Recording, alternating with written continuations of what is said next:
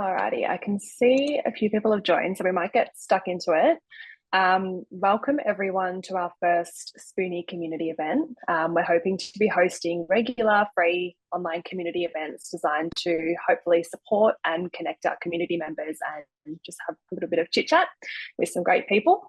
In the future, we'll actually be hosting these on our platform because we are launching live streaming into that platform. So this is our little test run, but in future they'll be on Spoonie. So hopefully we'll see you there. Before I go any further, I'd also like to start off by respectfully acknowledging that this event is being recorded here on the land of the Bundjalung people. I'd also like to pay my respects to elders past and present. If you do happen to know the land you're on, I'd also like to invite you to acknowledge that in the chat. And the other thing is closed captions are available, so you can just click the CC button and that should work for you. If it doesn't, just let us know in the chat. Cameras, you can have them on, off, whatever suits you. Would love to see your faces, but if not, that's all good. And we'll have some time at the end for some questions, hopefully. So if there's any questions that pop up, just put it in the Q&A box and we'll try and get through to some of them at the end. Otherwise, I've already got some questions that people have sent through. But I'll stop yapping and introduce the lovely Carly Findlay. Thank you so much for joining us tonight. Hi. Hello. For anyone that doesn't know you, would you like to sort of go ahead and introduce yourself and I guess what you do? Yeah, sure. So my name's Carly. I am on the lands of the Wurundjeri people in the Kulin Nation, and I also pay my respects to Aboriginal people, Aboriginal elders, past and present, and extend my friendship to any Aboriginal people in the chat today. This always was and always will be Aboriginal land. So I'm Carly. I've kind of forgotten a bit what I do because my life has changed so much in the last 3 months. I'm a writer and a speaker, an arts worker. I work in accessible arts, and my day job, part-time day job, is at Melbourne Fringe as the disability arts lead. So I talk about accessible arts and help artists make their shows accessible, although I'm on leave at the moment. I've written a few books, or a couple of books. I've written Say Hello and edited Growing Up Disabled in Australia, which features 46 stories of disabled people. And I've been in other books as well, in Growing Up African in Australia and the Me Too book, and also Women of a Certain Age. And I think I'm in a book that's coming out in the UK soon, which is exciting. And I recently went overseas to meet my family in South Africa and to do a bit of a writing project, which was funded by the Writers Victoria Sydney Norma Literary Fund and also the City of Melbourne. And my writing project will explore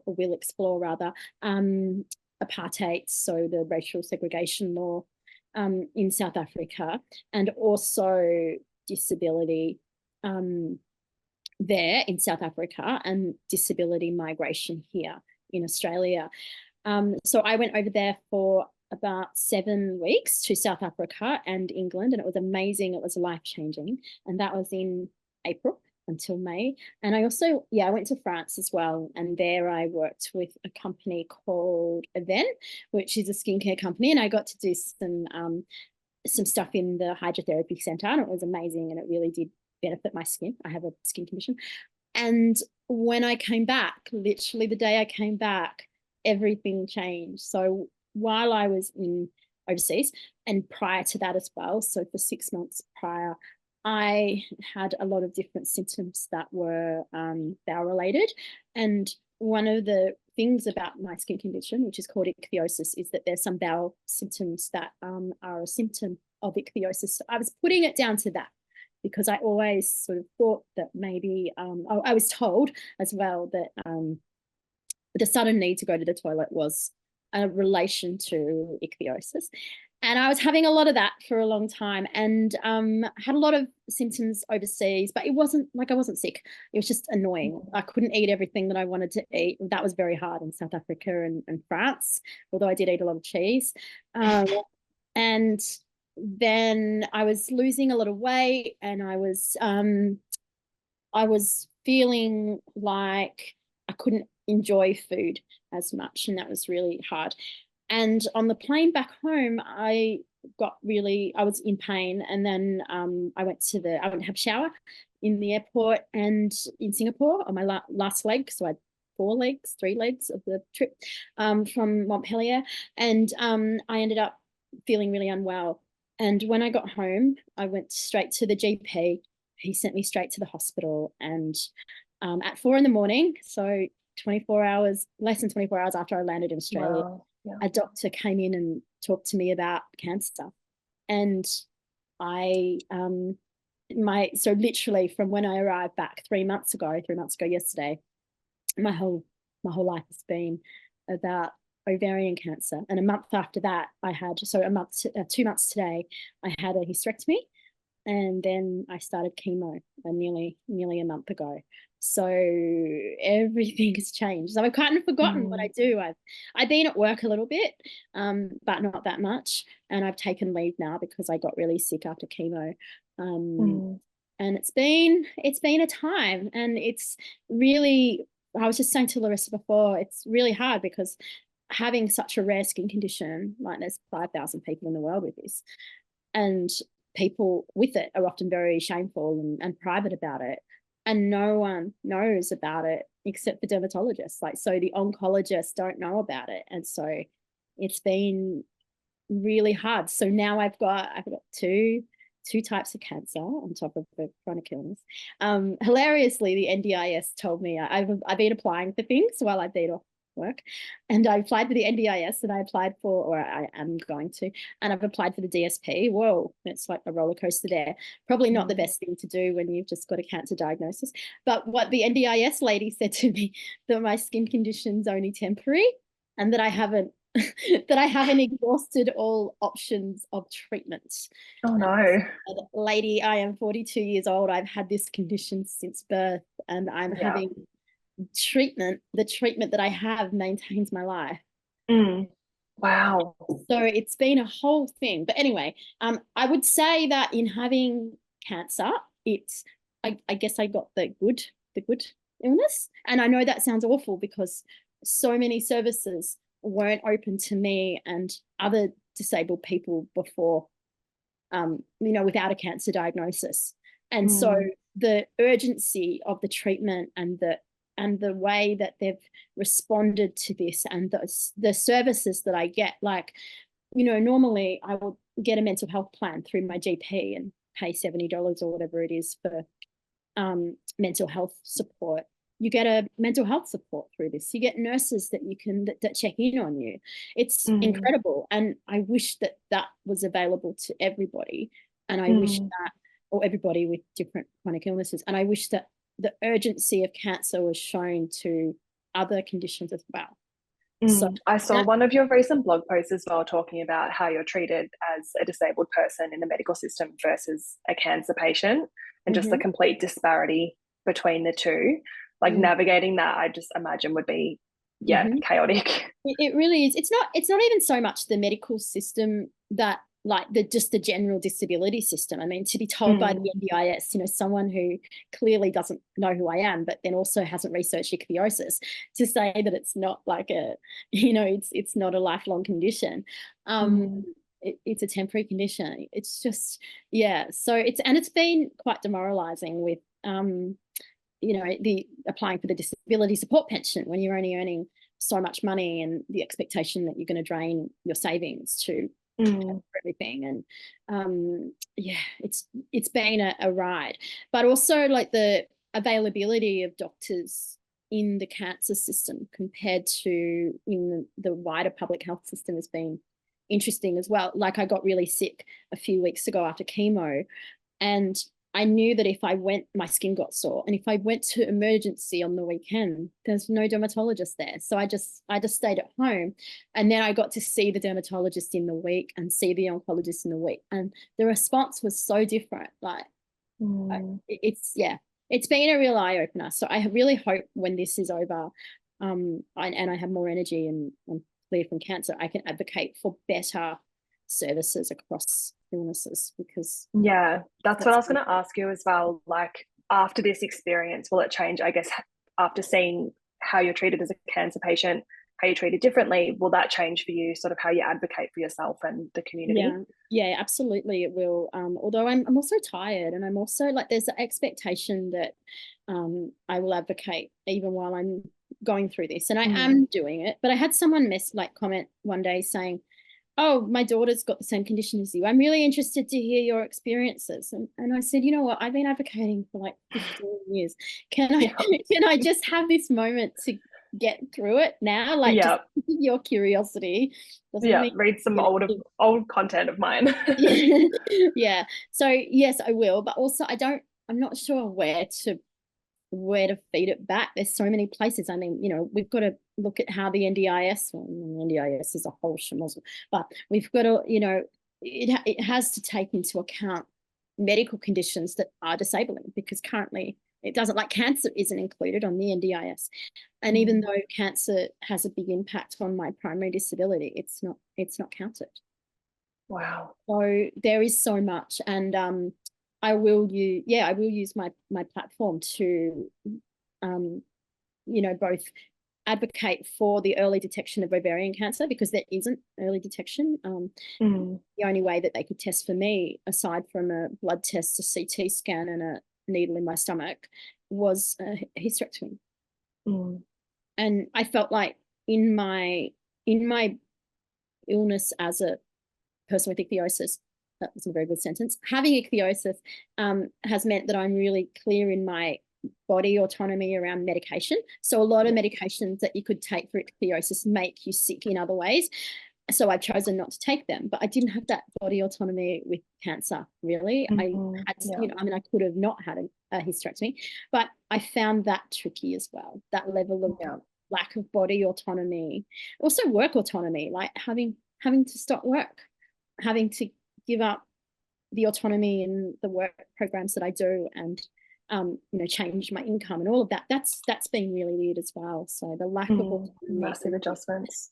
And of course you can you can say no to chemo and radiation, but I guess you've got to try it. So. I saw one of your recent posts on your Instagram saying that you're now a babe with a mobility aid. I love that term. A topic that we've seen a lot in our community is that topic of sort of changing or dynamic disabilities. And I wanted to ask you, how has using mobility and accessibility devices or tools helped you throughout this journey, and just helped you sort of navigate your day-to-day? I think that one of the things that people are really scared about is being more visible in their disability because they're using a mobility aid or an accessibility tool. I've been using accessibility tools a little bit throughout I've got one now actually, throughout my life. I get really bad photosensitivity on my eyes. So often I can't see screens, and I use my text to voice a lot. So I get my phone or computer to read out what's on the screen. When I had really sore hands after chemo, someone gave me this thing. I don't know if you can see it, but it's like a tablet thing, and it pierces the tablet. That's so cool. Yeah, so that's really cool, because my husband gets up for work at like 3 a.m. or something, 3:30. And so I asked him to get my tablets out, because I'd wake up and I said, can you give me my tablets, because I can't get them out of my fingers before I had this. So that was good. And then when I got really sore feet after chemo, I put on my local Facebook community if I could get a wheelchair just to borrow. And someone gave me one because their mum got a new one. So that was great. That's awesome. So none of that was shameful for me. It was just really useful. And because I've known so many proud mobility aid users and disabled people, it was really good. It was a bit hard because I realised that I can't use it. I can't use that type of wheelchair without anyone else. I can only use it. I can't put it in the car. It was funny when I first used it, my mum and my friend were putting it in my friend's car, and it was like a clown car. It was very funny. And then when I went shopping with my husband, he went to check out something and he left me there. Well, it wasn't bad, or I wasn't at risk or anything, but I just realized, I literally can't do anything. I can't push it myself. So I realized that's hard.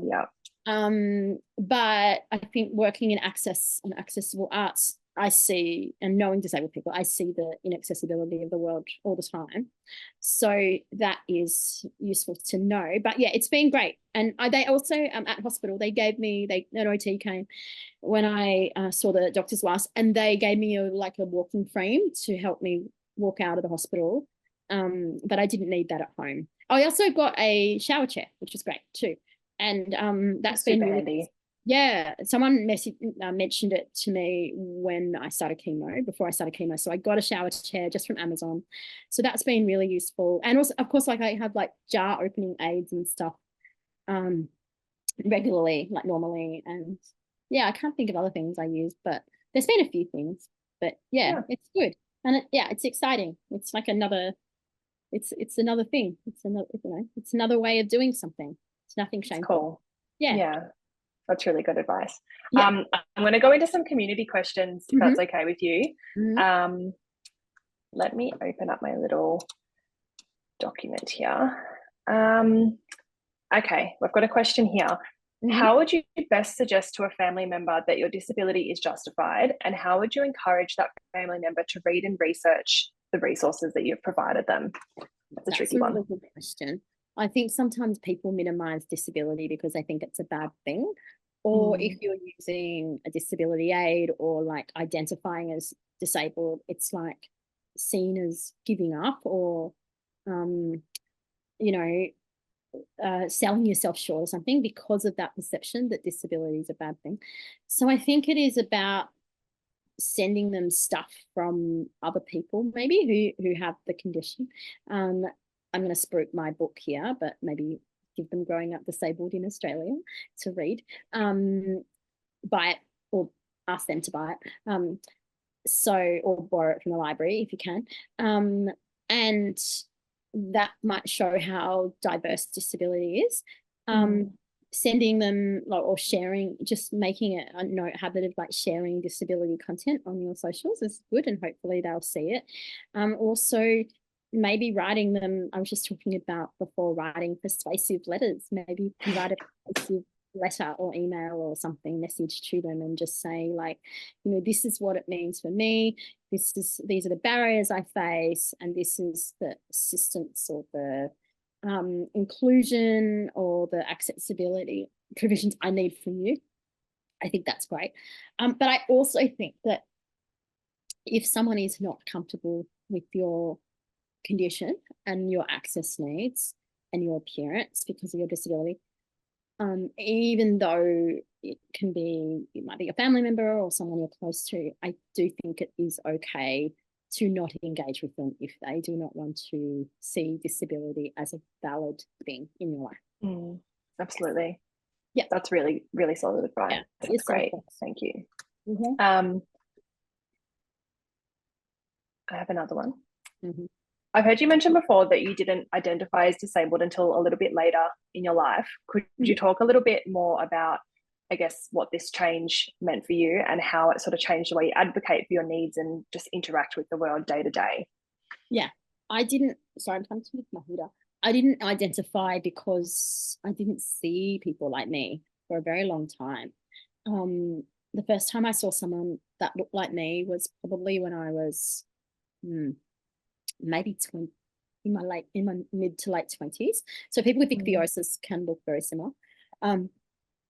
No, actually, that's a lie. I probably saw someone look like me when I was in my late teens. I saw them on some ridiculous medical show.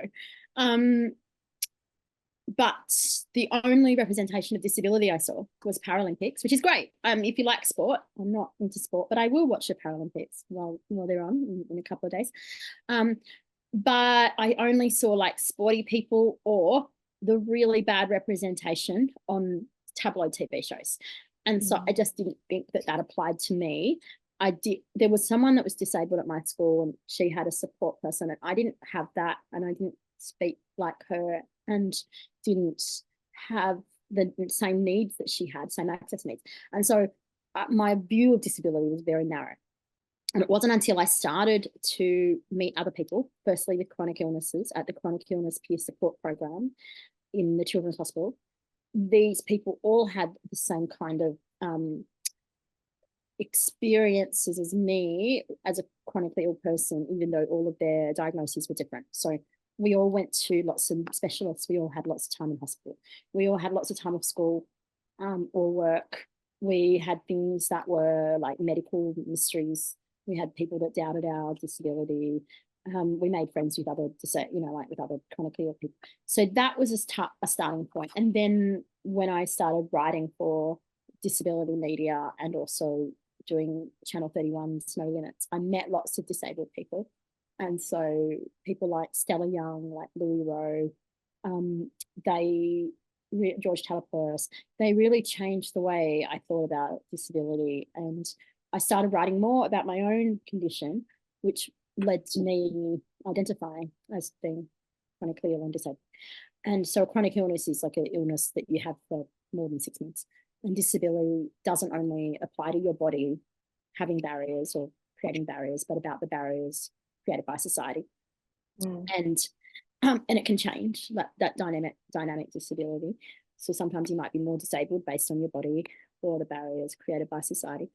And yeah, so then someone asked me the other day about writing and why I write. And I said, because I get to know things and I get to learn and make sense of the world. And all of my writing has led to people like connecting with me who have been disabled, and we've been chatting, and I learn from what they've written, like their comments or their posts.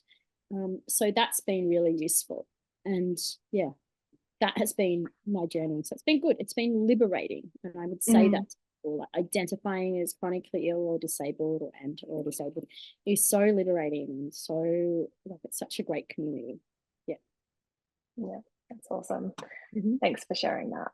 I think we might have time for one more.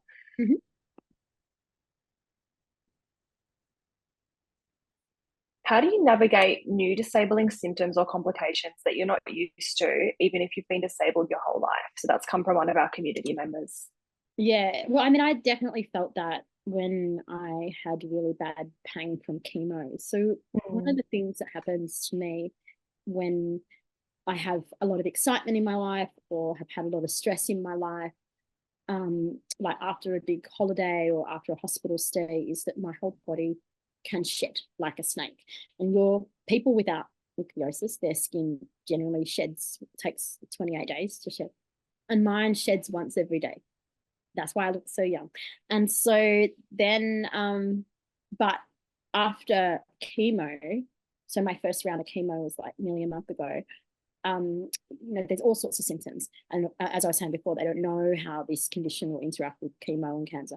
And so the shed was the worst I've ever had. It was really painful. It was really quick. And it was also really hard to do things. So walking from the bathroom to the bedroom was just such a, like that took my whole energy for the day. Having a shower took my whole energy for the day. I was in so much pain. So that was really hard. And it was really hard to forego my independence, like having to get my husband to open my tablets, for example, was really hard. Having to get him to cook and clean and do everything that I could contribute to. I think it is about just knowing that your disability may change, and that that idea of dynamic disability. So one day it might be really great, one day it might not be, and then it will be different on different days. Also, like going back to the talking to family members about it, educating family members or people that you live with to say, it's going to be hard on these days, I need extra help. And also just listening to your body and slowing down when you can. I think that's useful. Also, and it's not always possible, but, having a really great employer that understands that.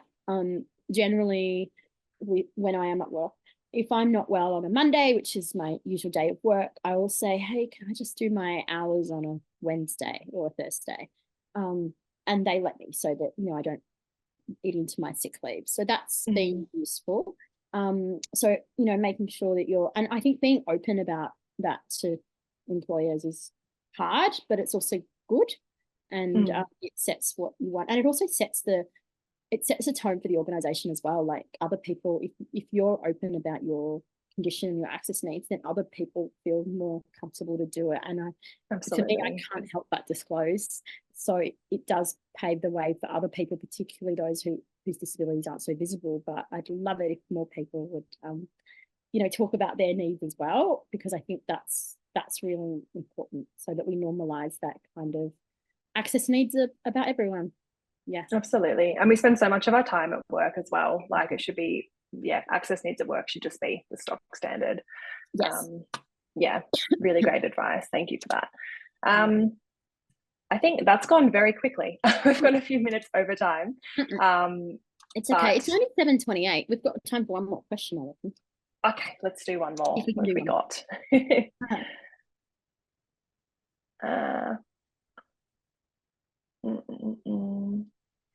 How did you overcome having to come to terms using a mobility aid? I'm struggling to come to terms that I'll need to use my wheel walker because my disability is so hidden.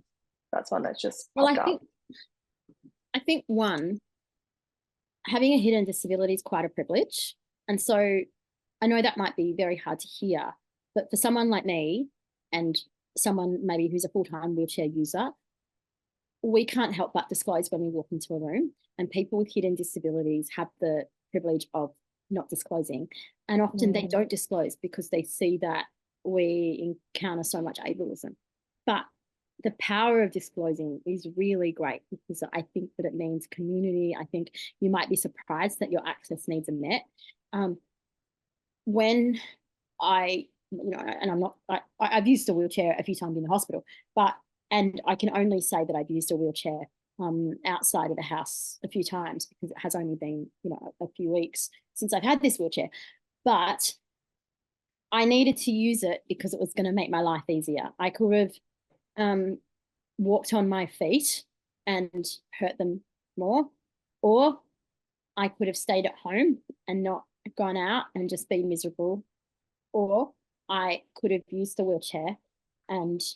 But I think it also helped because, as I wrote on my blog, so if you go check that out at Carly Findlay or carlyfindlay.com.au, I said that it helps seeing other people with mobility aids, because I knew that it's not a bad thing.